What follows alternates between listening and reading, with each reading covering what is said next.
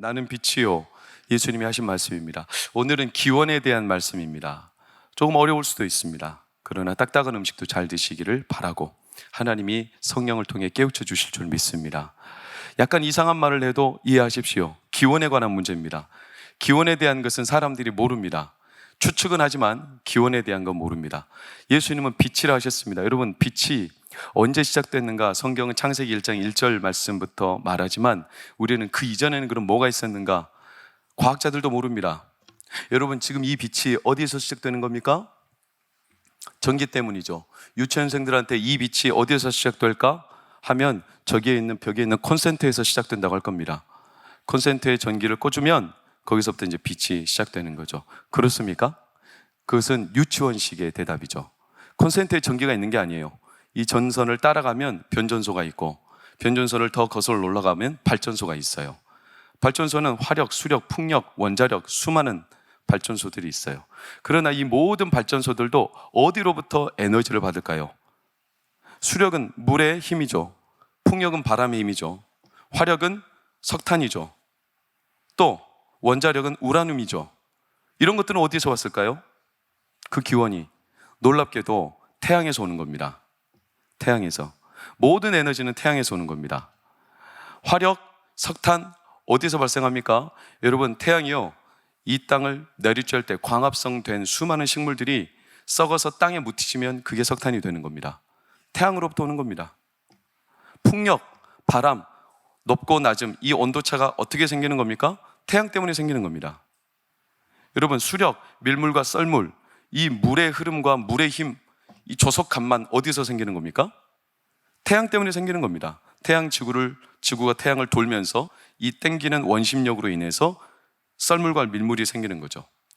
원자력, 이 모든 원소들도 다 태양으로부터 비롯된 겁니다. 그래서 과학자들은 지구의 모든 에너지는 다 어디로 연결되어 있다?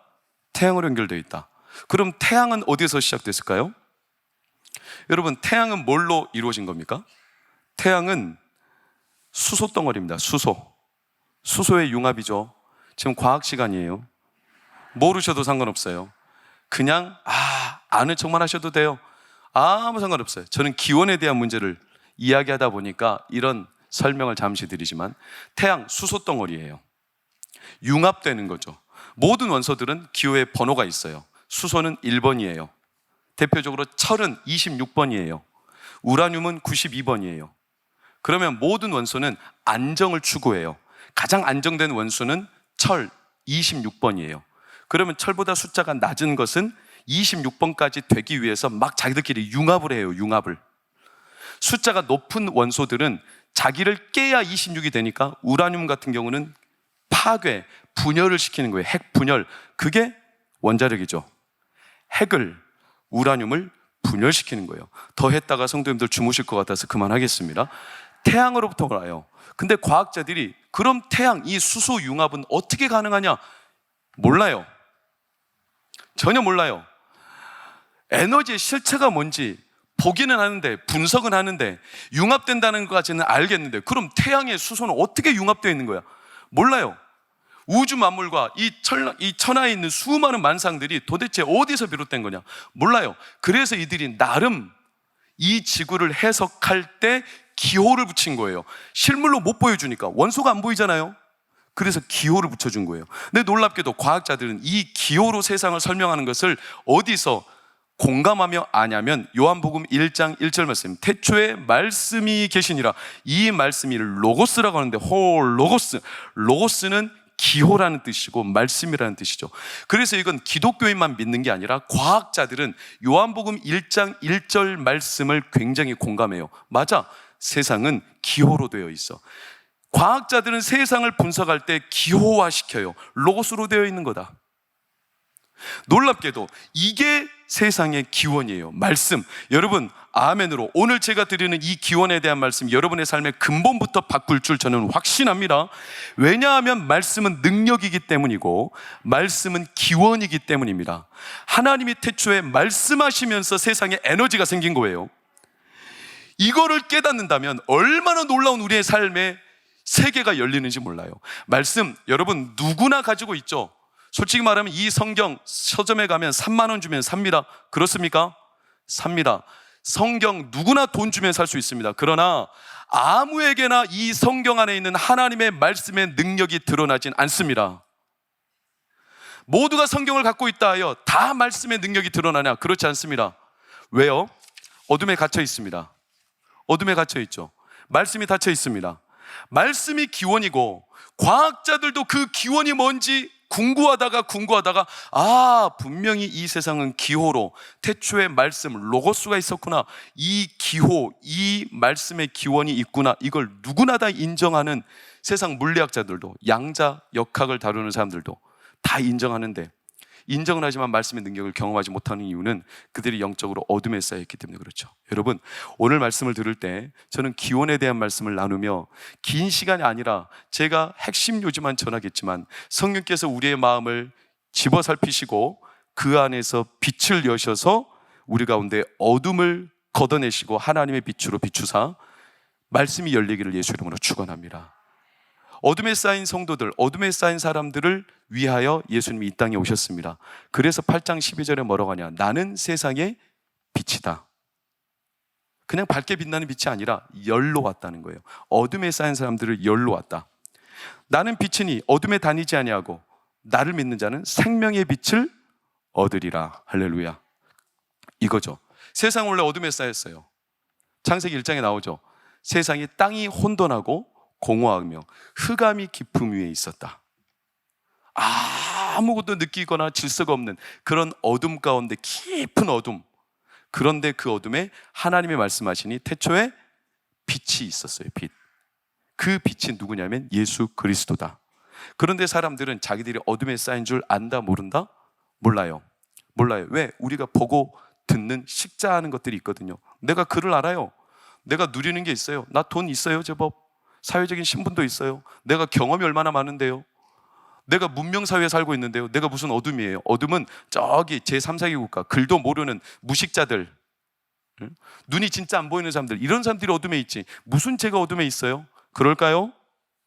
과연 그럴까요? 성경에서 선명히 말해요. 너희가 본다고 하니 여전히 어둠에 있다. 예수님의 말씀을 우리는 깊이 새겨봐야 돼요.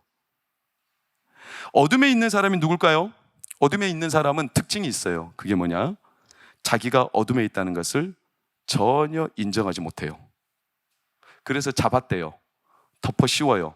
내가 어둠에 있기 때문에 상대방이 어둠에 있다는 것을 덮어 씌워요. 내가 옳다, 내가 맞다, 너가 틀린 거야, 이렇게 덮어 씌우는 본성이 어둠의 특성이에요.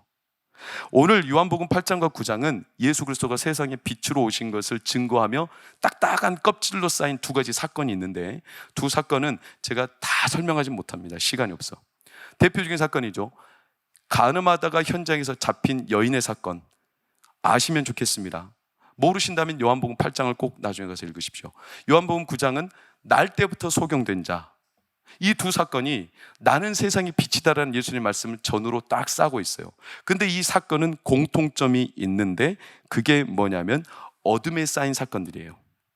좀 바꿔 말하면 덮어 씌워요, 잡아떼요. 이 두 사건이 모두 공통점이 그렇게 이루어지고 있어요. 조작된 거죠. 여러분, 간음하다가 잡힌 여인 어떻습니까? 여인이 잡혀왔어요. 8장 3절에서 6절을 보세요. 현장에서 잡힌 여자, 간음하다 현장에서 잡혔나이다. 5절 보니까 모세는 율법에 이러한 여자를 돌로 치라 명했습니다. 예수님 어떻게 하시겠습니까? 그들이 이렇게 말하면 그들의 진짜 속셈은 뭐다? 고발할 조건을 얻고자 함이라. 예수님한테 덮어 씌우기 위해, 우리가 옳다는 것을 반증하기 위해 이걸 의도적으로 시험한 거예요. 조작된 거죠. 자신들이 맞다는 것을 이렇게 사건을 조작해서. 여러분, 간음을 했다면 남자와 여자가 동시에 간음을 했겠죠. 여자 혼자서 간음할 리가 있어요. 근데 남자는 온데간데 없어요. 사람들이 남자는 그냥 놔줘버렸어요. 죄를 묻고 싶은 게 아니에요. 예수님에게 어둠을 덮어씌우고 싶은 거예요. 우리가 옳다는 걸 증거하고 싶은 거예요. 그러니까 간음하다 잡힌 여인의 사건은 조작된 거예요. 내가 옳다, 이것을 반증하는 사건의 핵심이죠. 그러면 나면서부터 소경된 자는 누굴까요? 9장 1절과 2절을 보세요. 이렇게 말합니다. 날 때부터 소경된 사람을 봤어요. 그러니 사람들이 한결같이 뭐라고 묻냐? 심지어 제자들도 빨간색 아래 시작. 맹인으로 난 것이 누구의 죄로 인함입니까? 한마디로 말하면 이 소경은 왜 소경됐다? 죄가 있다. 이게 사람들의 모두의 공통적인 전제였어요. 이게 소경된 이유는 죄 때문이다. 저주받은 거다. 두 사건은 똑같죠. 여인을 죄인으로 전제해놓고 잡아 때리고 덮어 씌워놓고, 소경도 죄인이라는 것을 이미 덮어 씌워놓고 바라보는 세상 사람들, 그들의 운명을 누가 결정짓냐? 주변에 있는 사람들이요.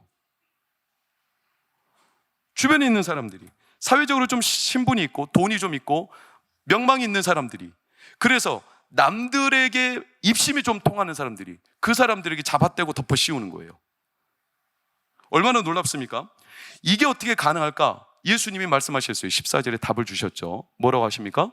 어디서 오며 어디로 가는 기원을 알다 모른다? 모른다. 사람들은 그걸 모른다.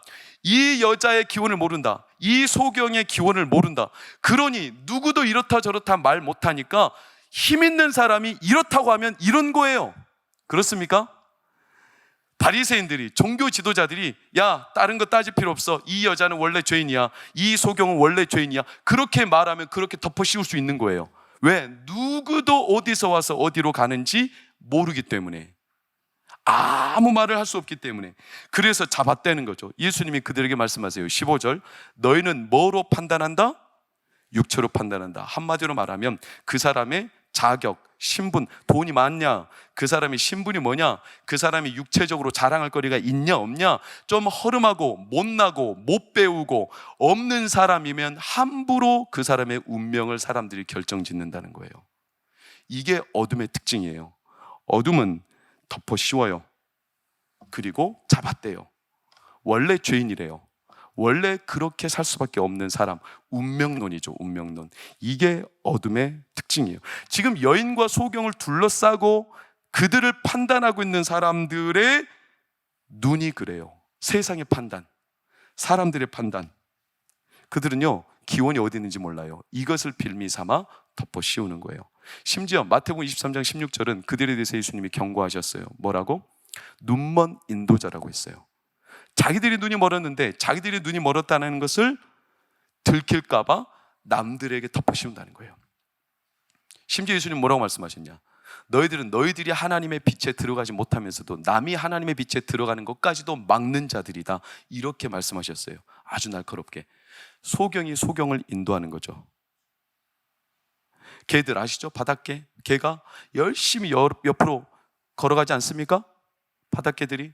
그러니까 엄마가 볼 때 답답한 겁니다. 야, 앞으로 똑바로 걸어라. 왜 자꾸 옆으로 걷냐? 똑바로 걸어. 엄마 안 돼요, 엄마 안 돼요. 똑바로 걸어, 똑바로. 왜 옆으로 가냐? 엄마 한번 보여주세요. 내가 하는 거 잘 봐라. 자기도 옆으로 걸어요. 자기도 안 되면서 계속 상대방만 잘못했다 덮어 씌우는 거예요. 이게 어둠의 특징이에요. 운명론. 심지어 바울도 자기가 본다고 생각했어요. 자기는 빛에 있다고 생각했어요. 그래서 자기가 알고 자기가 보기 때문에 누구를 잡아다 죽여요? 기독교인들을 잡아다 죽여요. 왜? 저 사람들이 틀렸다라는 것을 증거해야 되니까. 그래야 내가 옳다는 것을 증명할 수 있으니까. 바울이 그랬던 사람이에요. 그런데 바울이 언제 자기 실체, 내가 어둠에 쌓였다는 것을 언제 깨닫냐면, 바울이 다메섹으로 올라갈 때 진짜 빛을 만나요. 오늘 이 시간 진짜 빛이 열리기를 축원합니다. 그 위대한 바울 선생도 진짜 빛을 하늘에서 볼 때 바울이 눈이 멀었어요. 이건 단순히 눈이 먼 게 아니라 그의 진짜 실체를 하나님이 보이신 거예요. 그러면서 식음을 전폐하고 아무것도 못 봐요. 지금까지 자기가 보고 알고 자기가 확신했던 모든 것들이 엄밀히 말하면 다 어둠이었다. 내가 어둠이면서 남들이 어둠이라고 잡아다 죽였다. 이게 바울 아닙니까? 여러분, 이게 어둠의 실체예요. 어둠의. 여인에 대해서 사람들이 이렇게 죄인이라고 조작하고, 소경에 대해서는 어떨까요? 남에서부터 소경된 자. 날 때부터 그 사람은 소경의 이유가 뭐냐? 저주받은 거다. 그런데 여러분, 예수님은 완전히 뒤집어 엎었어요. 아니다. 그러면서 그에게 진흙을 이겨 눈에 바르시고 실로암 못으로 가서 씻어라. 그리고 보게 되었어요.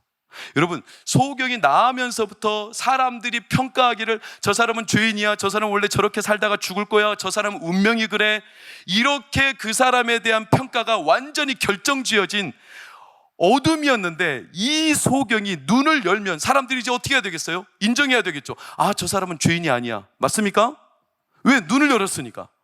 우리가 생각하기로는 저 사람이 저주받은 사람이었는데, 아니네, 보다나 지금은 이렇게 인정을 해야 되잖아요. 근데 얼마나 지독하게도 사람들의 어둠이 집요하고 내가 어둠이라는 이 주장을 꺾어내기 쉽지 않은지 사람들이 소경이 눈을 뜬 것을 보고도 인정했을까요? 못했을까요? 18절을 보세요. 9장. 그가 맹인으로 있다가 보게 된 것을 믿었다, 안 믿었다? 안 믿었다. 안 믿어요. 여러분, 얼마나 어둠이 깊은지 몰라요. 이 소경이요, 눈을 떴다라는 사건에 대해서 사람들은 믿지 않아요. 그래서 부모에게까지 데려가죠. 그럼 부모는 어때요? 적어도 부모라면 내 자녀가 저주에 빠진 자로 세상의 운명을 쓰고 살다가 내 자녀가 그 누명을 벗어났잖아요. 내 자녀 죄인 아니고, 내 자녀 저주에 빠진 아들 아니고, 이제 내 자녀 자유한다, 이렇게 선포해 줘야 되지 않겠어요? 누가? 부모가. 근데 부모도 그 일을 못해요. 부모에게 데려갔어요. 부모가 뭐라는 줄 아세요? 말씀을 다 찾아볼 수 없어요. 그가 장성하였으니 그에게 물어보십시오. 부모가 아무 말도 못하고요, 입을 딱 함구해요. 왜? 자기들이, 내 아들이 저주에 빠졌다가 눈을 연 걸 보면 내 아들은 하나님이 사랑하는 아들 맞습니다, 저주에 걸린 거 아닙니다, 이렇게 하는 순간 이 사람을 저주에 빠진 자라고 결정, 운명 덮어 씌웠던 그 당시 사회와 세상이 뒤집어 엎어지기 때문에 사람들이 애초에 부모한테 윽박질러 놨어요. 어떤 윽박을?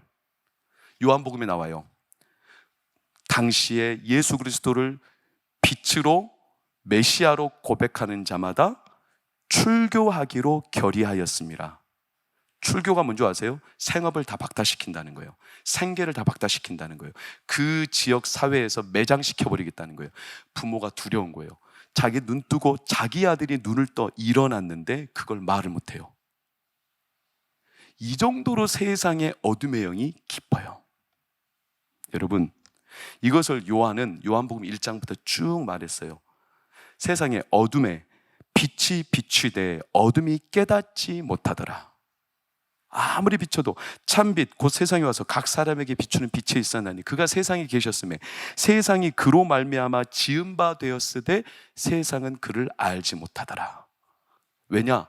그들이 빛보다 어둠을 더 사랑하였습니다. 여러분, 누가 어둠에 쌓인 사람들입니까?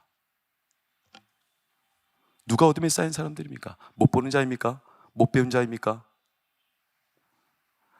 우리 시대는 어떨까요? 이게 세상을 지배하는 어둠의 영이에요. 우리 가운데도 있어요.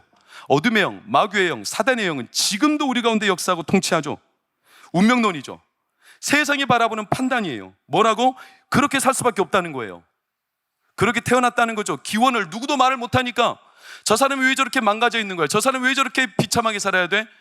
궁구하고 따져보고 물어보면 물어볼수록 더 비참하죠. 왜? 아무도 이렇다 저렇다 말을 못해요. 그 사람이 왜 병 걸린 거지? 저 사람이 왜 저렇게 비참한 사고를 당한 거지? 아, 죄를 지었나 봐. 운명이 그런 걸 어떻게? 아무도 기원에 대해서 말을 못해요. 그러니 세상이 바라보는 관점대로 우리에게 덮어 씌우죠. 운명을 지어요. 결론을 내려버려요. 예수님이 그런 어둠의 영에 대해서 지금 경고하시는 거예요. 어둠의 영이 우리 가운데 있다는 거예요. 여러분, 사랑하는 동관교회 성도님, 우리 가운데 어둠의 영이 있다는 사실 우리는 잊지 않아야 합니다. 그리고 그 어둠의 영은 오늘도 우리에게 덮어 씌웁니다. 그런 운명이라는 겁니다. 여러분, 여러분이 병 걸리고 여러분이 어렵고 내 삶이 이렇게 기구하고 내 자녀들이 어려운 일을 당하는 이유는 뭔가 모르게 내 안에 그럴 수밖에 없는 운명이 있다는 겁니다. 그렇습니까? 그걸 예수님이 지금 지적하시는 거예요. 그러면서 그렇게 판단하는 사람들을 향해 예수님은요, 명확하게 파격적인 결론을 44절에 내렸어요. 뭐라고 내렸을까요? 너희는 너희 압이 누구에게서 났다? 마귀에게서 났다. 마귀는 처음부터 살인한 자다. 거짓말할 때마다 제 것으로 말하는 자이다. 얼마나 놀라운 예수님의 통찰력인지 몰라요. 마귀는 애초부터 이 세상을 지배하는 어둠의 영인데, 그는 살인한 자다. 거짓을 말한다. 거짓을 말할 때 남의 것, 자기에게 없는 것인데 자기에게 있는 것처럼 말한다. 나에게 있는 것처럼 말하기 위해 저 사람이 틀렸다라고 덮어 씌운다. 그래서 내가 옳다는 걸 증명하기 위해 저 사람을 어떻게 하냐면 죽이는 거죠. 그래야 내가 옳다는 걸 인정받으니까. 놀랍게도 마귀의 역사는 창세기 때부터 있었죠. 가인이 자기의 제사가 옳다함을 인정 못 받으니까 이 옳다함을 인정 못 받은 화를 가지고 옳다 인정함을 받은 누구를? 아벨을 죽여서 자기가 옳다함을 인정받고 싶은 겁니다. 거짓은 살인, 상대방을 덮어 씌워서 운명에 갇혀버리게 만들죠. 이게 마귀의 수작이에요. 여러분, 저는 지금 영적인 이야기를 하는 거예요. 저는 기원에 대한 얘기를 하는 거예요. 이 기원에 대한 이야기는 너무나 오래되어 있고 너무나 깊어서 우리는 마음으로 이해하기 어려운 일들이 많아요. 왜? 나는 어둠이 아니라고 생각할 수 있어요. 그러나 성도님들, 아침에 일어날 때마다, 내 삶에 어려움을 당할 때마다 지금은 태평하고 뭔가 문제가 없으면 우리는 괜찮습니다. 그저 그럴듯합니다. 그러나 내 마음속에 일어나는 수많은 흔적들을 보십시오. 과연 그 안에 내 기원에 대한 긍정적이고 밝고 하나님의 선한 뜻이 나를 역사하는지, 아니면 나도 모르게 내 뿌리가, 내 가정이, 내 영혼이, 내 인생의 여정이 어떻게 될지 해서 불안과 두려움과 싸매어는 공포심으로 나를 둘러싸고 있는지. 어둠이 늘 나를 덮어씌워요. 낙심하기 쉽고 낙담하기 쉽고 낭망하기 쉽고. 우리가 자유한가? 결코 그렇지 않아요. 얼마나 우리 자녀들을 볼 때 우리는 수많은 평가를 내리죠. 여러분, 부디 그러지 마십시오. 왜 공부를 잘하고 못함이 내 자녀의 인생을 좌지우지합니까? 왜 돈을 잘 보고 못 보음이 내 자녀의 인생의 승패를 좌우하게 될 만큼 세상의 판단이 앞서 있습니까? 어디서 내 운명을, 세상의 기준을 가지고 우리가 나도 모르게 익숙해져 있지 않습니까? 공부를 못하면 내 자녀는 인생 망쳤다는 거예요. 남에게 도태당할 거라는 거예요. 성경 어디에서 내 자녀에 대한 운명을 공부로 판단한 기준이 어디 있습니까? 다 세상에서 던져주는 시각을 가지고 나도 모르게 아직 걸어보지도 않은 길을, 내 자녀가 미래 어떤 기원에서 출발해서 어떤 방향으로 갈지도 모르는 내 자녀의 앞날을 너무나 우리는 쉽게 운명을 지어요. 뭘로? 세상의 기준들로. 성공이라는 이름으로. 좀 더 잘 먹고 잘 살면 좋죠. 공부 잘하면 좋습니다. 여러분, 더 건강하면 좋습니다. 편하면 좋습니다. 그러나 그게 과연 그 사람의 영혼이 진짜 하나님 앞에 자유하며 하나님이 주시는 인생의 하나님의 행복을 누린다라고 장담할 수 있습니까? 누구도 장담 못합니다. 그런데 우리는 그 운명을 쉽게 인정합니다. 익숙합니다. 나에게 운명 지어주는 것을 그냥 편하게 받아들이죠. 여러분, 그래서 누구라도, 성도라도 미안하지만 인생 팔자겠거니 하고 사는 이들이 제법 많습니다. 이렇게 사는 거, 이렇게 살다 죽는 거지, 그냥 이렇게 사는 게 내 인생이지, 내 운명인 거지, 팔자지. 여러분, 이 싸움을 예수님은 싸우시기로 이 땅에 오셨어요. 우리가 어디서 와서 어디로 가는지, 우리의 생명의 근원이, 기원이 어디 있는지 누구도 대답을 못 해주기 때문에 세상이 우리에게 덮어 씌우는 거, 이 악순환을 끊어내시기 위해 여러분, 오늘부로 여러분의 삶에, 여러분의 자녀에, 여러분의 가정에, 여러분의 생명의 여정에 환경이 여러분의 운명을 짓는 대로 내버려 두지 마십시오. 조건이 내 생명을 좌지우지하는 것으로 운명 짓도록 내버려 두지 마십시오. 남들의 시선과 남들의 판단이 나를 운명 지어주는 대로 살지 마십시오. 하나님은 우리를 그렇게 부르신 적이 없습니다. 하나님은 우리를 그런 자리에 그저 세상이 운명 지어주는 대로 우리를 운명에 맡기도록 살게 내버려 두신 적이 없습니다. 예수님이 그걸 깨우시는 거예요. 그래서 세상에 오실 때 나는 빛이요, 나는 빛이요. 어둠이 깨닫지 못해서 속이고 있는, 어둠의 영이 속이고 있는 성도와 자녀들을 향해 나는 빛이요, 그 기원을 알리시는 거예요. 너희들은 어둠에서 난 자들이 아니라 하나님의 빛의 자녀로 거듭난 자들이다. 이 사실, 여러분, 얼마나 감사한 일이에요. 그 세상을 향해 너희는 마귀의 아비 마귀에게서 났다, 그 근원의 가장 정확한 부분을 꼬집어 준 것은 예수님의 은혜죠. 은혜. 우리가 병의 원인을 모른다면 참 불안하고 두렵지만 정확한 원인을 안다면 얼마나 감사한 일입니까? 진짜 의사는 병의 원인을 꼬집죠. 이렇게 하면 죽습니다. 이렇게 하면 삽니다. 그게 진짜 의사죠. 예수님은 그 당시 사람을 죽이는 이 어둠의 영, 뭐요? 너희들의 아비, 마귀가 너희들을 속이고 있다. 어둠의 영이. 그러니 이 어둠의 영에서 깨어나기를 바란다. 빛을 비추신 거예요. 얼마나 어둠의 영, 마귀의 자식이라고 할 때 얼마나 가슴이 무너지겠습니까? 여러분, 유대인들이에요. 유대인들은요, 우리보다 의로운 사람들이에요. 말씀을 알기로는 우리의 수백 배 달하는 사람들이에요. 우리가 유대인들의 발끝에 미치지 못해요.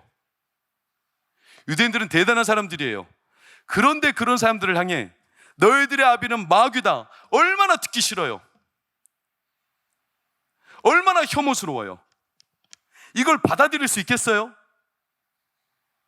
세례 요한이 회개하러 나오는 사람들한테 세례 요한이 외쳤어요. 뭐라고? 이 독사의 자식들아! 얼마나 매섭게 외쳤는지 몰라요.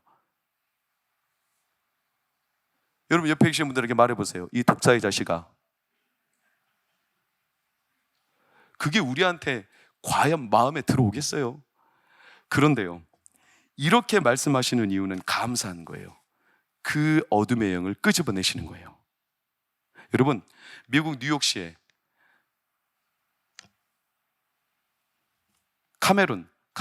카메룬의 외교관의 딸 수잔 앵고, 외교관, 뉴욕시의 외교관으로 있는데, 이 수잔 앵고가 뉴욕시에 살면서 엄마가 너는 국제적인 사람 될 테니까 문화를 마음껏 뭐든지 누릴 수 있어야 돼. 그래서 뉴욕시 오자마자 어마어마한 문화를 같이 누리며 그 가운데 음식 문화에 깊이 빠져들었어요. 뉴욕시가 기름진 음식이 엄청 많죠.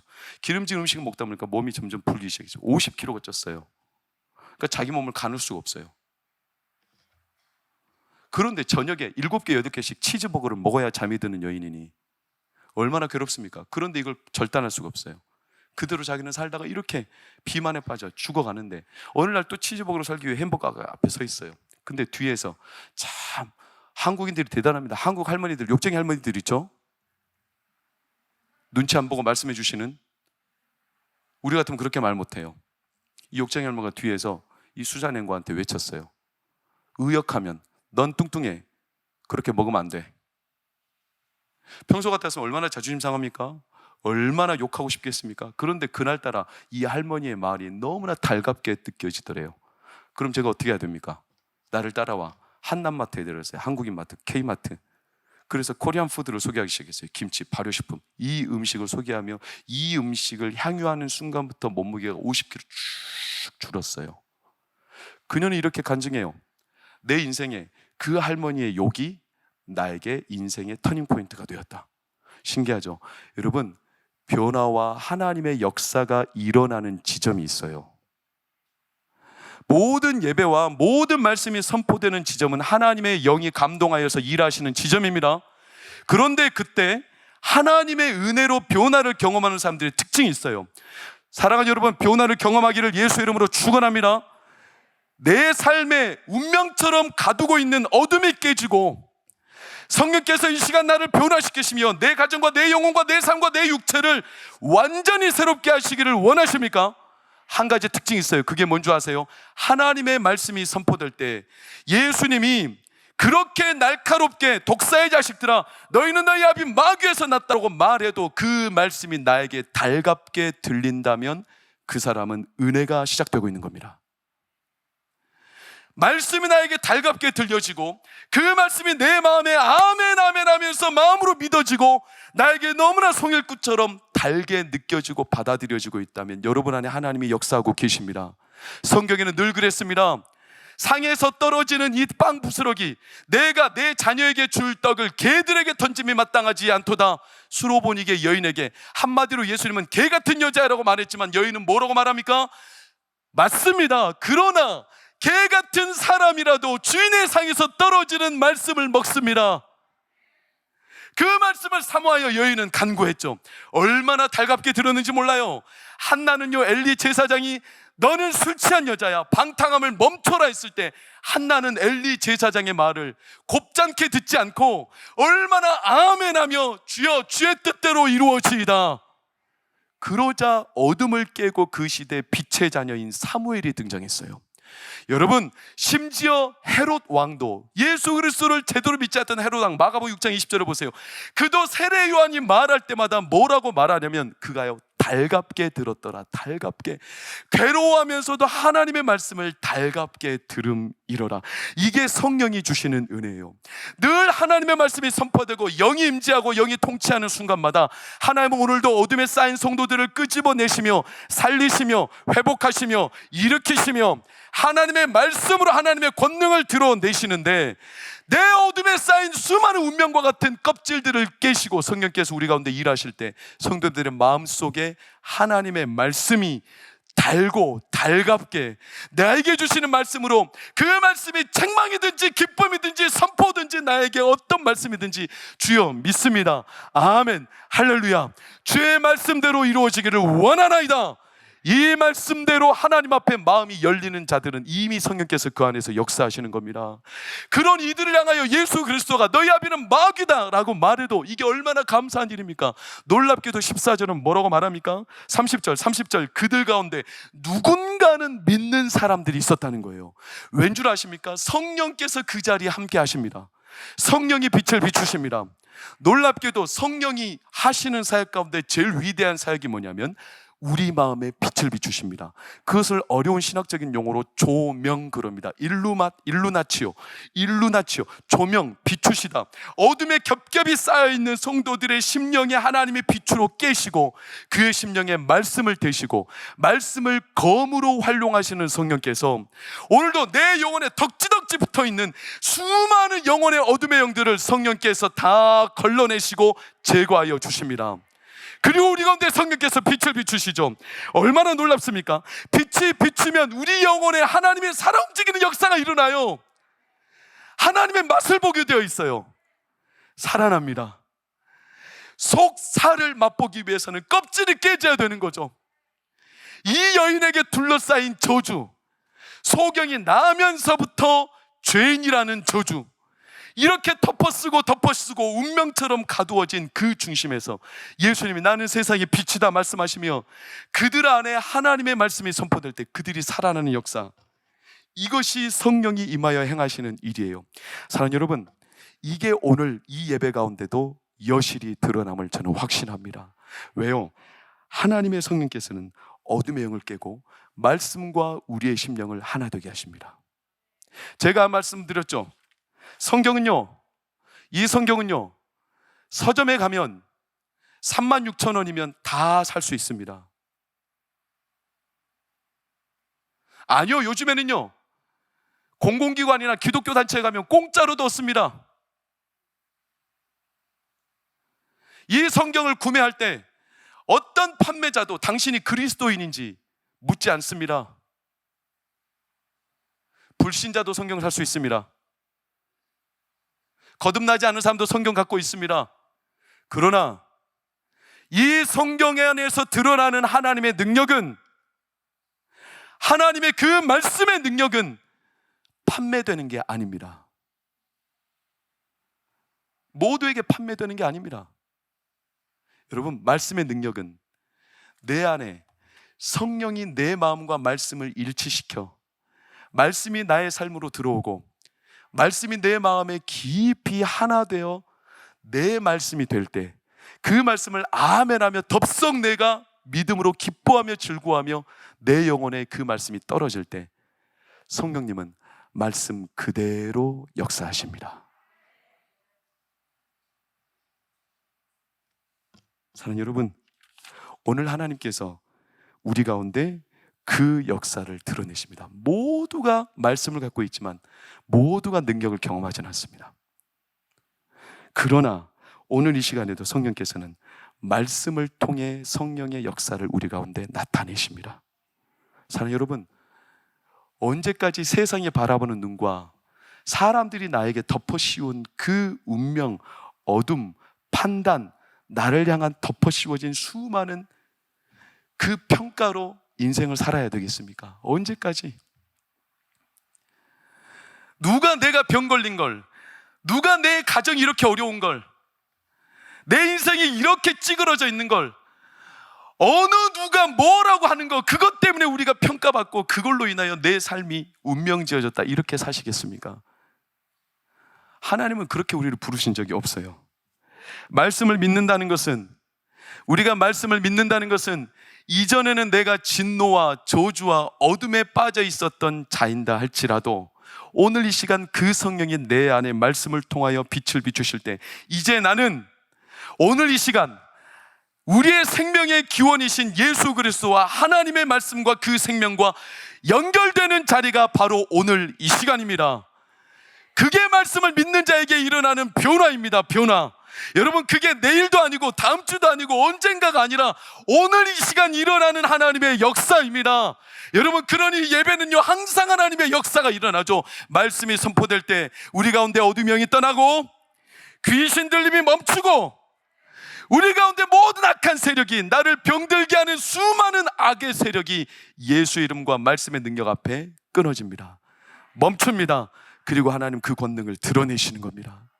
이 사실을 우리 가운데 마음으로 확신하고 사모하는 자에게 말씀이 그대로 재현되어 일어나는 겁니다. 만약에 제가 이 자리에서 말씀을 전하면서 여러분들에게 귀에 즐거운 말, 그냥 귀를 간지럽혀 주는 말, 여러분 듣기 좋으라고 하는 말을 한다면 저에게 화가 있을 테죠. 저에게 화가 있을 겁니다. 성령님의 임재하심 없이 저한테 그냥 인간적인 지식과 인간적인 판단을 가지고 전한 거라면 하나님이 저를 판단하실 겁니다. 그러나 만약에 제가 오늘 이 시간 말씀을 전할 때 성령께서 제 입술을 통하여, 이 부족한 입술을 통하여 성령께서 나와 함께 하시며 성령께서 임하시는 곳에 자유하시며 하나님의 성령이 우리 가운데 나의 입술을 통하여 선포된다면, 이 시간 하나님은 우리 가운데 성령의 역사를 통하여 갇힌 자, 묶인 자, 어둠에 쌓인 자, 30년, 40년, 50년 내 삶과 가정을 악습으로 몰고 가는 어둠과 세상의 판단이 있을지라도, 운명이 있을지라도 오늘 이 시간 성령께서 그 모든 어둠을 끊어내시고 하나님께서 자유하게 하여 주시고 치유하여 주시고 회복하여 주시며 우리의 육신과 삶을 일어나게 하여 주십니다. 아멘. 왜냐하면 하나님은 우리가 치유받기를 원하시기 때문입니다. 소경된 자, 그가 죄인으로 났다. 그는 저주다. 그는 저주 아래 놓인 자다. 예수님, 아니다, 아니다. 그는 그에게 이렇게 결론을 내리시죠. 9장 3절 뭐라고 합니까? 아니다, 그가 죄 가운데 난 게 아니라 그를 통해 하나님이 하시는 일을 나타내고자 하심이라. 하나님이 하신 일이 뭐냐? 어둠에 있던 자를 눈을 뜨게 하셔서 그가 저주가 아니고 어둠이 아니고 하나님의 빛에 속한 그 기원과 에너지가 하나님의 생명에 속한 자임을 선포하시는 거죠. 그래서 이 소경에게 말하는 거예요. 7절 우리 선포하며 말씀을 읽을까요? 시작. 이르시되 실로암 못에 가서 씻으라 하시니, 실로암은 번역하면 보냄을 받았다는 뜻이라. 이에 가서 씻고 밝은 눈으로 왔더라. 할렐루야. 이에 씻고 가서 밝은 눈으로 왔더라. 오늘 이 시간 우리 가운데 예수 그리스도의 손을 우리 가운데 대셔서 어둠에 쌓인 눈을 열어주시기를 예수 이름으로 축복합니다. 내가 왜 이렇게 태어났는가? 내 가정이 왜 이런가? 이 소경이 한 번도 자기는 그렇게 자기 자신을 생각하고 싶지 않았죠. 태어나자마자 사람들이 말해요. 너는 저주 아래 태어난 거야. 너는 죄인이야. 그 짐을 자기가 지고 싶지 하지만 남들이 계속 그렇게 말하죠. 눈이 안 보이는 게 고통이 아니라 자기를 이미 운명 지어버린 그 세상의 평가가 고통이죠. 내 가정이 왜 이런가? 이미 운명 지어버린 내 자녀는 왜 이렇게 살고 있는가? 세상의 기준으로 볼 때 이미 운명 지어버린 이런 소경과 같은 자들, 저는 오늘 이 시간 이 말씀을 통해 내 마음의 고통과 사람들의 판단과 한숨과 씻겨지지 않았던 내 영혼의 이 어둠의 눈들을, 어둠의 영들을 예수께서 다 물리치시고, 나는 끝났고 나는 안 되고 나는 이미 이 운명으로 살다가 끝나는구나, 나는 그저 그렇게 살다가 끝나는구나, 이런 한숨 섞인 탄식과 자기 푸념에 섞여 있는 성도들이 이 자리에 누구라도, 아니 한 명이라도 있다면 오늘 이 시간 그분을 향하여 하나님이 말씀하시며 선포하시며 성령으로 그의 마음을 일깨우사 그게 아니라는 것을 말씀하시고, 고통도 한숨도 푸념도 내 인생의 운명도 저주의 사슬도 아니라 이 시간 그의 영혼에 예수님이 선포하십니다. 너는 하나님의 자녀요, 하나님의 생명의 근원이요, 하나님이 너로 인하여 기쁨을 이기지 못하시며 하나님 오늘 이 시간 그 가정과 자녀를 회복하시며 살리시며 병든 자를 치료하시며 오늘 이 자리를 통하여 성도님들의 삶과 가정에 하나님의 근원, 하나님의 생명의 근원을 다시 생명의 능력으로 나타내시기를 예수의 이름으로 축원합니다.